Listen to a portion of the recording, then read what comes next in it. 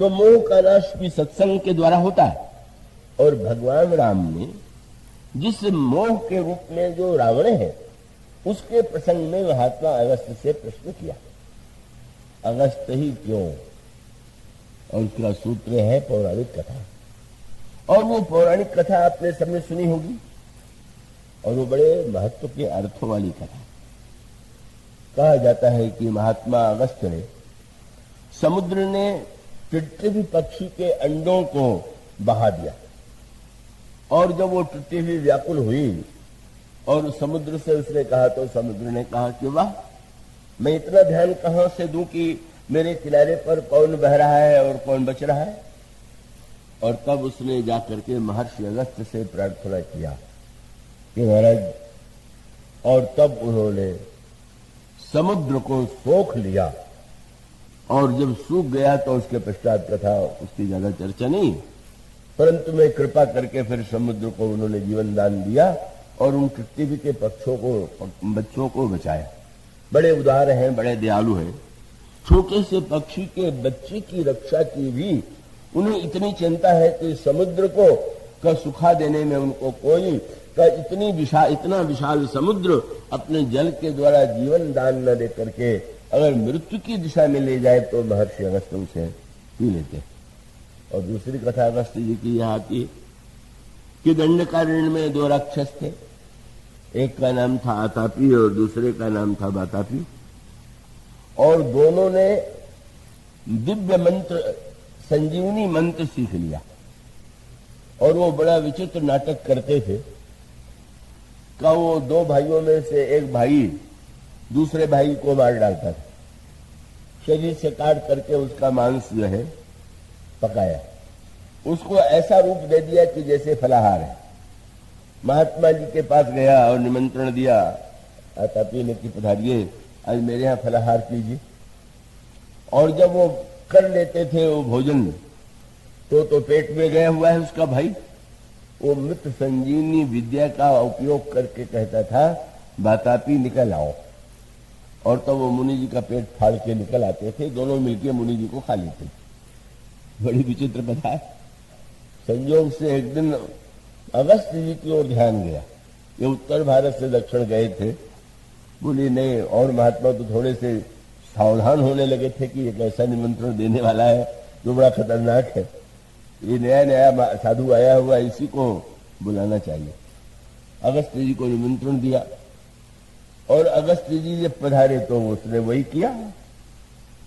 किंतु आश्चर्य है कि जब वो आतापी का अगस्त्य जी के भोजन करने के बाद पुकारने लगा वो अमृत संजीवनी विद्या का प्रयोग करके, पर वो वातापी से नहीं, जब पेट फाड़ के नहीं निकला तो घबरा गया, क्या हो गया है, इतना मंत्र प्रयोग करने पर निकल क्यों नहीं रहा।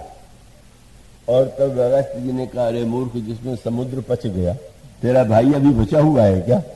हो गया।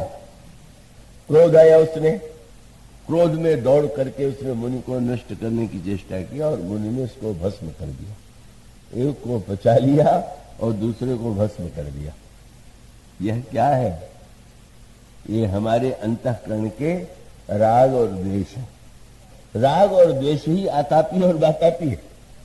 जब राग का निमंत्रण मिलता है तो कौन निमंत्रण नहीं स्वीकार कर देता। बड़े राग का जहां निमंत्रण हो, पर याद रखिए, राग के साथ ही द्वेष का जो वातापी है, जहां राग है वहां तो फिर द्वेष कहीं न कहीं किसी न किसी से, या जिससे राग है उसी से ही इसकी संभावना है। और तब मानो संकेत ये है, महर्षि अगस्त्य कौन है? ये कुंभज है। कुंभज ने समुद्र को पी लिया।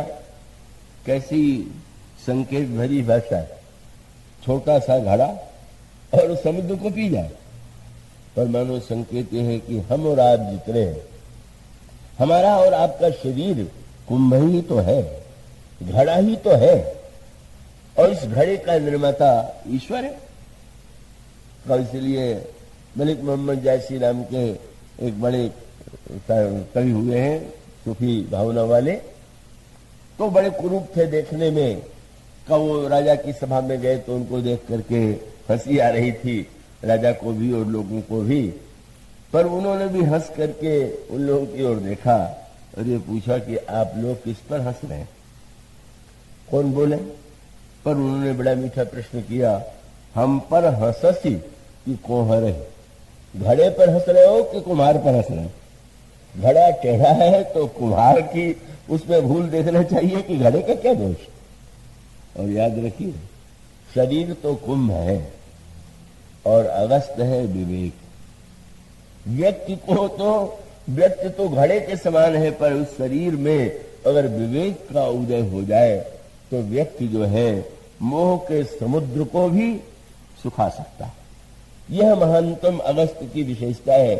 और वह मानो एक को पचा लिया और एक को जला दिया। राग को पचा लीजिए, देश को जला दीजिए, ऐसे महान महापुरुष हैं अगस्त।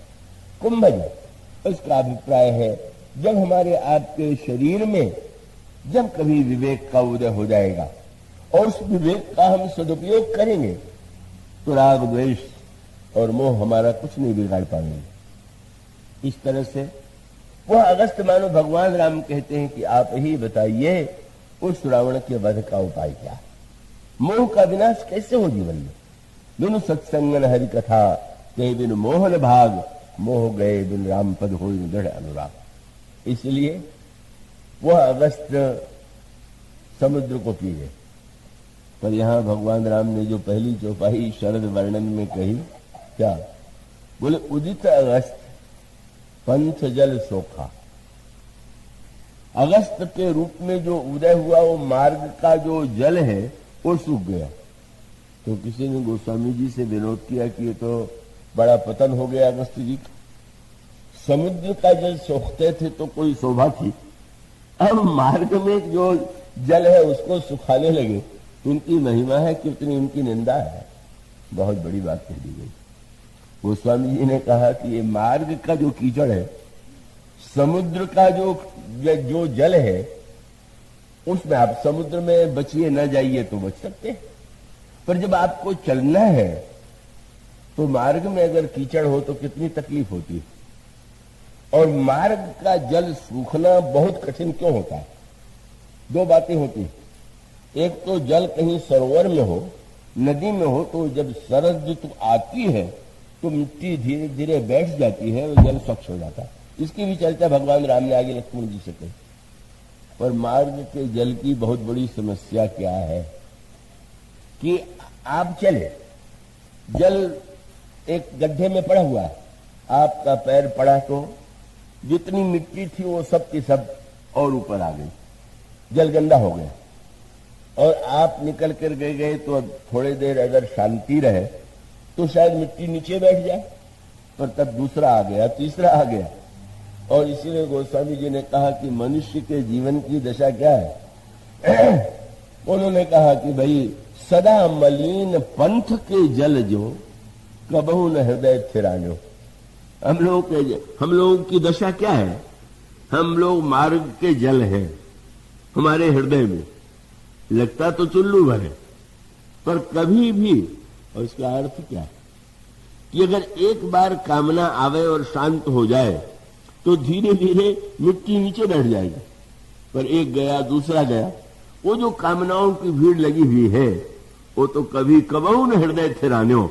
दिन भर आप देखते रहिए, जहां कीचड़ होगा, जल होगा, थोड़ी देर मिट्टी बैठने वाली होगी कि तुरंत एक दूसरे का पैर पड़ गया। मानो भगवान राम का संकेत यह था, ये जो लोभ है ये पंथ का जल है, समुद्र जो है मोह का जल है, और लोभ जो है वो मार्ग का जल है। और लोभ की स्थिति तो यही, ये हर समय हर क्षण का वो व्यक्ति जो है कबहू न हृदय थिरान्यो का, मनुष्य का जो लोभ जो है, एक इच्छा हुई वो पूरी हुई, शांति तो आ जाए तो धीरे धीरे वासना की गंदगी बैठ तो जाए, दूसरा तीसरा। मानो यह जो लोभ की प्रवृत्ति है पंथ जल के समान यही हो गया है। जब व्यक्ति के हृदय में लोभ का अतिरेक हो जाता है, जब कभी कामनाएं मिटती ही नहीं, कभी कामनाएं समाप्त ही नहीं होती, तो तब तो वर्षा बीत जाए और अगस्त तारा उदित हो करके उसको सोख ले, तब वो चिंता दूर होगी। इसी प्रकार से अगस्त के रूप में तारा कौन है? बोले संतोष का अगस्त जब आकाश में उदित होगा तो ही लोभ का जल सूखेगा। यह मानो गोस्वामी जी का भगवान राम ने लक्ष्मण को संकेत किया। अब इसके बाद की चर्चा कल होगी।